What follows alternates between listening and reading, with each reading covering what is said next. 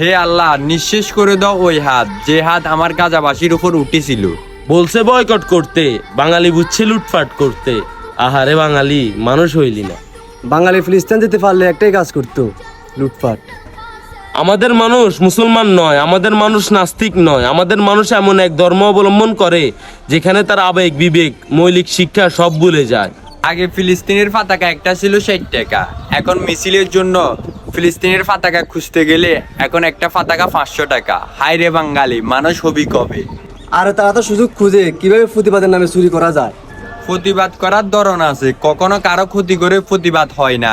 এই যে আজ সারাদিন স্কুল ভার্সিটি কলেজে স্টুডেন্টরা কত সুন্দরভাবে প্রতিবাদ করেছে, সেসব দিয়ে এরকম থাকলে ভালোই লাগতো। কিন্তু না, আমাদের তো কারো ক্ষতি করা ছাড়া পেটের ভাতে হজম হয় না, তাই ক্ষতি করলাম। বাঙালি জাতি যদি জানতো কালকে কেমত হবে, তাহলে আজকে জান আমাদের দাম বাড়িয়ে দিত। হায় রে বাঙালি। জাতির কাছে আমার একটা প্রশ্ন, ইসরায়েলের পণ্য পাটা শোরুম বয়কট করা ওইটা জায়েজ? ওই শোরুমে ভাঙচুর করে লুটপাট করে ওই জোতা ফড়া কি আপনাদেরকে আপনাদের ফিরে বলছিল? ইসরায়েলকে বয়কট করো, ইসরায়েলের পণ্য বয়কট করো, কিন্তু ফিলিস্তিনের নাম ব্যবহার করে নিজের স্বার্থ আত্মসাৎ করিও না। বয়কটের ভাষা হোক প্রতিবাদে, ভাঙচুর এবং লুটপাটে নয়।